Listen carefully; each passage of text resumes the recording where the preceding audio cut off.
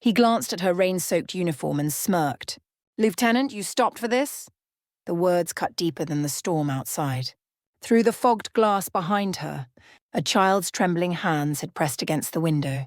That image had outweighed every regulation. But standing in his office now, facing his contempt, she wondered if her career was over. Yet even as the reprimand landed on his desk, she knew she'd make the same choice again.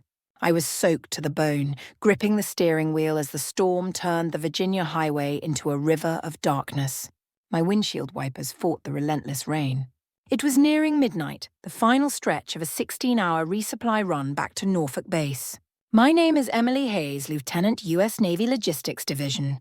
That night I thought exhaustion was my only battle. I was wrong. Lightning cracked over the marshland. The road gleamed like oil. Between Franklin and Suffolk, hazard lights flickered ahead through the grey wall of water. At first, I thought it was debris. Then I saw clearly a dark SUV on the shoulder, hood up, taillights dim. The Navy manual in my glove compartment was explicit. No unauthorized stops during classified transport. But my conscience whispered differently. As I slowed, a figure emerged through the rain, waving desperately. Behind him, through fogged glass, I glimpsed a woman and small child huddled together. Civilians stranded in a Category 2 hurricane. "Keep going," I told myself. "Base is 30 miles away. Report it when you're safe." But I didn't accelerate. I eased onto the shoulder, hazard lights blinking. I could already hear my commanding officer's voice, "Disobedience of transport protocol." I grabbed my rain poncho and stepped into the downpour. The man shouted over the wind. "Engine's dead, no signal," I motioned him back. "Stay with your family, sir." "I'll check it." I knelt in the mud, flashlight cutting through steam rising from the flooded engine. The smell of burnt wires and coolant told me everything. I returned to his window. "You're not getting anywhere tonight. Nearest tow service is closed. Next town's 20 miles. His face fell. "We'll freeze out here." "Not if I can help it." From my toolbox, I hauled heavy-duty tow chains. The man protested, but I cut him off. "Sir, consider this a training exercise." The storm howled while I hooked the SUV to my truck. My uniform clung to my skin, water filled my boots. When everything was secure, I climbed back into the cab and checked the mirror. Their headlights glowed faintly behind me. "All right," I muttered. "Let's get you somewhere safe." We crawled down the empty highway, wipers thumping steadily. His voice crackled over the CB radio I'd given him. "Still there, Lieutenant. Still here. Hang tight." After 40 tense minutes, a roadside motel appeared through the mist. I pulled in, unhooked the chains, and checked the SUV one last time. The man stepped out, eyes bright with gratitude. "I don't have much cash." He fumbled with his wallet. "At least let me cover fuel." I shook my head. "Not necessary. Just get your family warm." He studied my face intently. "What's your name?" "Hayes. Emily Hayes." He nodded slowly. "You've done more than you know." I climbed back into my truck. Lightning flashed, illuminating his silhouette beside the motel sign. He raised his hand in farewell. I returned the gesture and drove into the storm. The base gate appeared near dawn, fog clinging to everything. The sentry saluted. "Rough night, ma'am?" "You could say that." Inside the hangar, the duty officer took my report without comment. All I wanted was sleep, but a note waited on my desk. "Report to Captain Briggs." 700 sharp, I sighed. That meant trouble. As I trudged to my quarters, exhaustion hit like a wave. I replayed the night, the child's frightened eyes, the man's handshake, the storm swallowing the road. I knew I'd broken protocol, but given the choice again, I'd stop every time. Outside, the wind eased. Dawn crept over the base, soft pink light on puddles and hangars. Somewhere in that motel, a family was safe. Somewhere else, a report was being written with my name on it. The Navy taught me to follow orders. That night taught me when not to. Morning came too soon. My uniform still damp at the cuffs. I stood outside Captain Briggs's office, replaying every moment. The door clicked open. "Lieutenant Hayes, you're up." I straightened my jacket, stepped inside, and saluted. Captain Briggs barely looked up. His hair was perfect, ribbons aligned with precision. The smell of burnt coffee lingered. Without returning my salute, he slid a document across his desk. "Do you know what this is?" "A formal reprimand. Disobedience of Standing Order 7A, unauthorized civilian interaction during active transport." "Yes, sir." He leaned back. "You jeopardized classified cargo and compromised our timeline." "With respect, sir, there was a family stranded. A child." Briggs slammed his pen down. "A child does not override Navy protocol." Silence filled the room. I kept my eyes on the wall behind him. The framed motto order, duty, precision. You've been one of our better officers, Hayes. But I cannot allow sentiment to dictate logistics. You're reassigned to base operations until further notice. The words hit hard. Base operations meant desk duty, no convoys, no field missions. Just walls and silence. Yes, sir. He signed the document with a flourish. Dismissed. As I left, Lieutenant Miller leaned in the doorway with his coffee. Tough break, Hayes. Next time, save the world on your own time. I brushed past without a word. The logistics office felt foreign after weeks on the road. Rows of computers hummed under fluorescent lights. The air smelled of printer ink and stale conditioning. My supervisor, Chief Petty Officer Larkin, was polite but distant. You'll be entering inventory data until further notice. Keep your head down. People talk. I nodded, sinking into the chair. Around me, keyboards clicked steadily. Outside, cargo planes rolled down the tarmac on missions I used to lead. Every evening, I ran the base perimeter to clear my head. The Atlantic wind was sharp, almost punishing. I kept seeing that child's face through the rain, hands pressed against glass. I wasn't trying to be heroic. I was just someone who couldn't drive past. A week later, during morning briefing, Captain Briggs made an example of me. He held up my reprimand. This is what happens when protocol is ignored. Logistics is not charity, it's precision. A few officers shifted uncomfortably. Miller shot me a look of amusement. I stayed silent, jaw tight. After the meeting, Chief Morales, an older mechanic with decades of service, found me near the hangar. Rough day? You could say that. He lit a cigarette, smoke curling into morning light. Back when I was your age, I stopped a convoy once. Saved a kid from a wrecked car on I-64. Got written up too. I looked at him. What happened? He smiled faintly. Nothing good. But I'd do it again. Sometimes the uniform forgets it's worn by people. His words lingered long after he walked away. 2 weeks passed. Desk duty became routine, mind-numbing but safe. My reports were precise, my conduct spotless. But the silence felt heavier than any storm. One evening, I lingered by the pier, watching sunset burn across the water. Navy ships rested at anchor, steel silhouettes against fading sky. I wondered if the family ever made it home. Maybe they'd forgotten me. Maybe that was the point. A young ensign jogged up. Lieutenant Hayes, Captain Briggs requests your presence. Immediately. My pulse quickened. I followed him back through the corridors, boots echoing. Inside Briggs's office, the air felt different. Tense but uncertain. 2 chairs faced his desk. One was occupied. A man rose as I entered. Grey hair, calm eyes, unmistakable presence. His uniform gleamed with 4 silver stars. I couldn't breathe. Lieutenant Hayes, Briggs said stiffly. Allow me to introduce Admiral Warren, Deputy Chief of Naval Operations. The Admiral extended his hand, eyes holding a faint glimmer. Good morning, Lieutenant. I believe we've met before. Recognition crashed through me like thunder. The storm. The stranded car. The man who'd asked my name. Captain Briggs blinked, oblivious. Admiral Warren is here to review our logistics program. But the Admiral wasn't looking at Briggs. His gaze stayed on me, calm, measured, unmistakably familiar. I saluted, heart pounding. Sir. Yes, sir. He returned the salute. Let's talk about protocol, shall we? I didn't sleep that night. The Admiral's eyes had followed me long after I left Briggs's office, steady, unreadable, yet strangely kind. Everyone on base was buzzing about his inspection, but no one knew details. Briggs strutted around like a man auditioning for promotion, barking orders, polishing his desk repeatedly. I kept my head down. Paperwork, spreadsheets, endless forms. But every time thunder rolled, I remembered Route 58, the chains, the weight of the storm. The man's voice, "You've done more than you know." 3 days later, we were ordered to prepare presentations. I spent the afternoon organizing logistics data. Miller leaned against the file cabinet, smirking. You still here, Hayes? Thought you'd be discharged by now. I kept typing, calm and steady. Some things don't need recognition to matter. He frowned, not understanding. Chief Larkin entered with new orders. Full-dress uniforms tomorrow. The Admiral visits operations at 0900 sharp. Miller straightened, suddenly serious. I simply nodded. That night, I walked to the docks. The sky was clear, stars reflected on still water. I thought about my father, a Navy chief before retirement. He used to tell me that real service wasn't about applause. If you follow every rule without thinking, you're just a uniform. But when you follow what's right, you're a sailor. I'd broken a rule, but maybe I'd stayed a sailor. Morning came with sharp sunlight. The base shimmered with nervous energy. Flags raised, boots shined, brass polished. Admiral Warren's convoy rolled in at 900 exactly. From my window, I watched him step out, posture easy, authority natural. Captain Briggs met him at the gate, practically saluting before the door opened. "We're honored, Admiral. I've prepared full reports." The Admiral's reply was calm. "Good.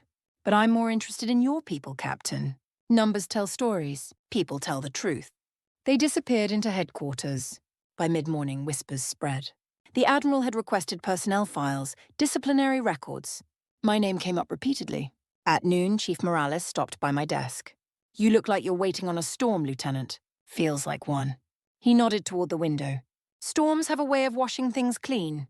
At 1400 hours, a message came. "Lieutenant Hayes, report to Command Briefing Room 1. My pulse spiked. I smoothed my uniform and walked.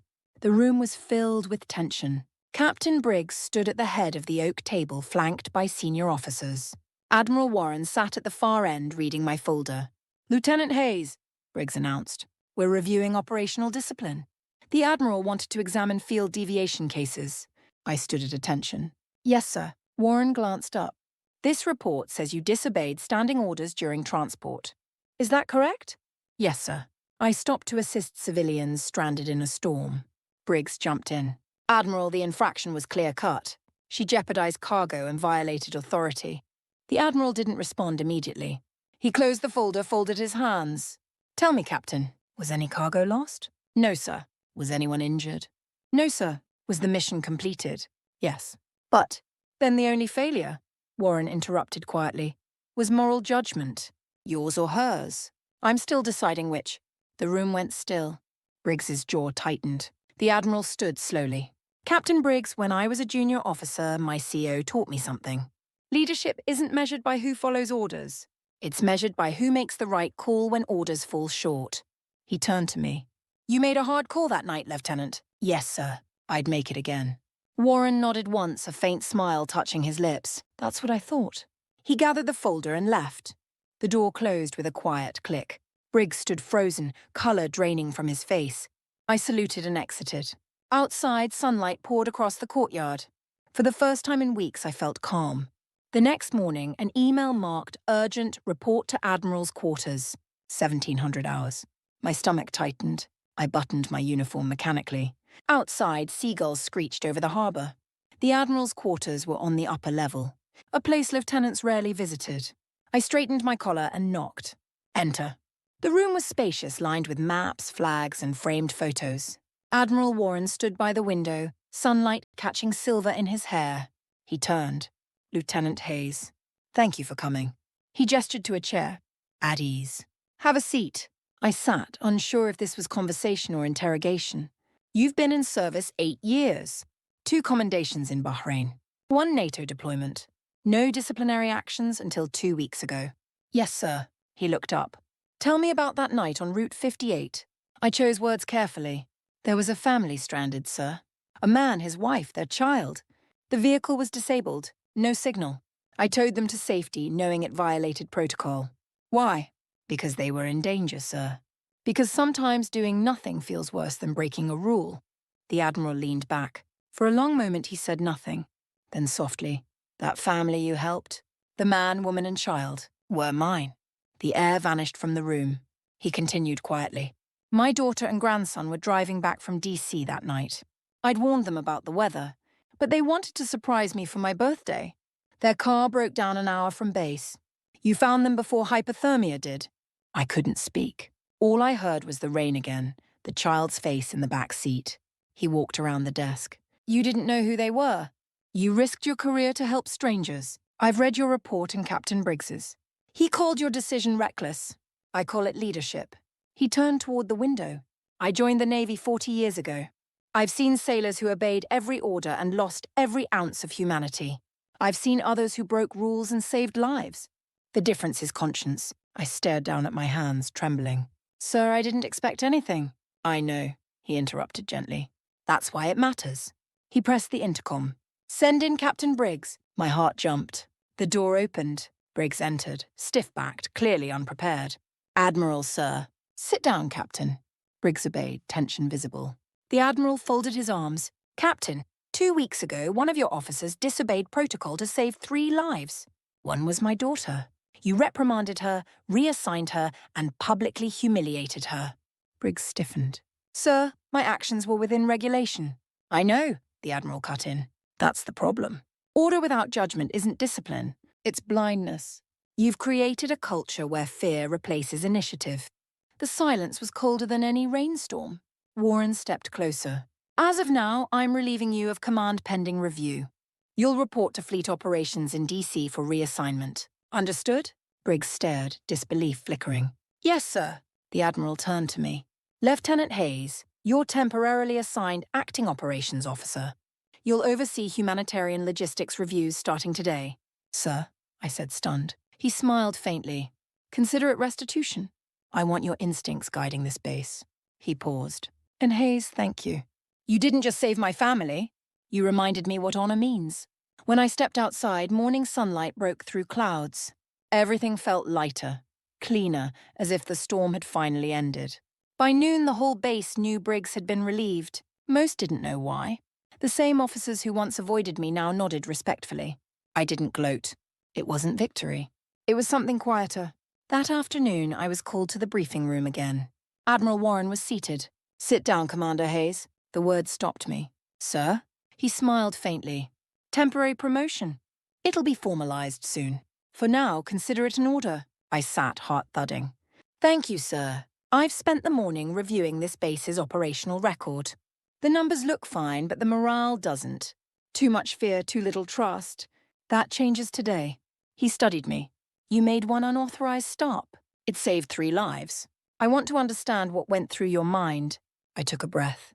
"Honestly, sir, I didn't think. I just saw a child in danger and acted. That's what leadership looks like. Instinct born from integrity." The door opened. Chief Morales stepped in. "You wanted the maintenance logs, Admiral?" Warren nodded. "Thank you, Chief. Stay. You might like to hear this." The Admiral rose. Captain Briggs believed rules alone built discipline. He forgot that discipline without conscience collapses into cruelty. He turned to Morales. "You've served 30 years. What keeps sailors loyal?" "Respect, sir," Morales said without hesitation. "Not rank, not fear. Respect." Warren nodded. "Exactly." He motioned toward me. "Hayes disobeyed a regulation, yes. But she upheld something bigger, the purpose behind it." He continued. "Effective immediately, this reprimand is rescinded. Hayes's record will reflect commendation for humanitarian judgment. Her example will be used in officer training." I blinked. "Sir, that's not necessary." "It is," he interrupted gently. "Because someday another young officer will face the same choice. I want them to know the Navy stands for more than rules." Morales grinned. "About time someone said it." Warren looked at me. "You'll oversee the review. I trust you can balance regulation with humanity." "I'll do my best, Admiral." He smiled. "That's why I chose you." Later I walked along the seawall. The wind carried salt and diesel. Ships moved in the distance. I thought about Briggs. He hadn't been escorted off, just reassigned. I didn't wish him harm. Maybe he'd learn what I had authority without empathy is hollow. A voice behind me, "Permission to join you." Admiral Warren stood there, hands behind his back. "Of course, sir." He joined me at the railing. For a long time we stood without speaking. Finally, he said quietly, "My daughter told me about the moment you stopped. She said you looked calm even in chaos." I smiled faintly. "Truth is, I was terrified. But the job teaches you to move when you're scared." He nodded. "That's the difference between courage and bravado. One is loud. The other just does what needs doing." He turned to face me. "You've reminded an old officer why we wear this uniform. I'll be leaving Norfolk soon. But before I do, I want to establish something a standing directive. We're calling it the Samaritan Rule. Any officer who stops to render aid will not be punished if lives are saved." My throat tightened. "That's a good rule, sir." "It's your rule, Commander. You inspired it." He extended his hand. I shook it firmly. As he walked away, his silhouette merged with the setting sun. The storm that started everything was gone, but its echo remained. A reminder that doing the right thing sometimes costs you everything before it gives you back more than you imagined. The ceremony wasn't grand. No bands, no photographers. Just sailors gathered in the hangar, salt and jet fuel in the air. Still, my hands trembled as I stood before Admiral Warren. Sunlight poured through open hangar doors, glinting off water and polished aircraft. The Admiral stepped forward holding a small velvet box. Inside was a silver oak leaf commander rank. "Lieutenant Emily Hayes," he began, voice steady and warm. "Your service record has been amended to reflect commendation for judgment under crisis. Effective immediately, you are promoted to commander." My throat tightened. "Thank you, sir." He pinned the insignia on my shoulder himself, then leaned in. "Some lessons take a storm to be remembered. You've taught one to the entire chain of command." Sailors applauded softly. Chief Morales grinned from the back row, clapping harder than anyone. The Admiral turned to address the unit. "Every rule we write exists for a reason, but no rule will ever outweigh the value of human life." Commander Hayes knew that when others forgot. "Let this base remember that leadership isn't measured in perfect reports. It's measured in moral courage." Silence filled the hangar. Even the gulls outside seemed to pause. After the ceremony, sailors came up to shake my hand. Some I'd worked beside for years. Others had once whispered I was reckless. Now their eyes held respect. Miller approached last, quieter than usual. "Congrats, Commander. You earned it." I nodded. "Thank you, Lieutenant." He hesitated. "I didn't understand what you did." "Not back then." I gave him a small smile. "Most people don't until they're the ones standing in the storm." He nodded and left without another word. That evening, I returned to that stretch of road outside Norfolk. The sky was painted amber, the asphalt still scarred from months of storms. I parked by the shoulder and stepped out. The air smelled of rain and pine. I stood there, staring at the place where I'd stopped that night. Distant thunder rolled through the horizon. Only now it didn't feel like warning. It felt like memory. Later that week, Admiral Warren invited me for coffee. The mood was informal, two officers sharing silence. He looked out the window. "I've seen hundreds of officers rise through ranks because they followed orders. Fewer because they followed what was right. You're one of the rare ones who understands both." I just did what anyone should have done. He turned, smiling. "That humility is exactly why you deserve this command." I frowned. "Command?" He slid a folder across the table. Inside was an assignment order. "Regional Logistics Operations, East Coast Humanitarian Division." I blinked. "Sir, this is—" "Exactly what you've earned," he said gently. "You'll oversee civil-military coordination for disaster response. I want you leading it." I ran a hand over the paper. "That's a big responsibility, which is why it belongs to you. Because when the next storm comes, and it will, you'll know when to follow the manual and when to follow your heart." We both smiled, quiet understanding between generations of sailors. That night, I set the new insignia on my desk. The metal gleamed under lamplight. I thought about my first day in uniform, my father's words. "Never forget that the uniform doesn't make you honorable. You make the uniform honorable." I took a slow breath and looked out the window. The lights of the base shimmered like stars on dark water. Somewhere beyond them, another officer was probably driving through another storm, facing the same impossible choice. If my story reached them, if it helped even one person choose compassion over convenience, it would be enough. The next morning, Admiral Warren left Norfolk. His last words were simple: "Keep your compass true, Commander." When his car disappeared, I stood on the pier until the wind faded. The world felt wider, cleaner, new. Honor isn't the absence of mistakes, it's the courage to make them for the right reasons.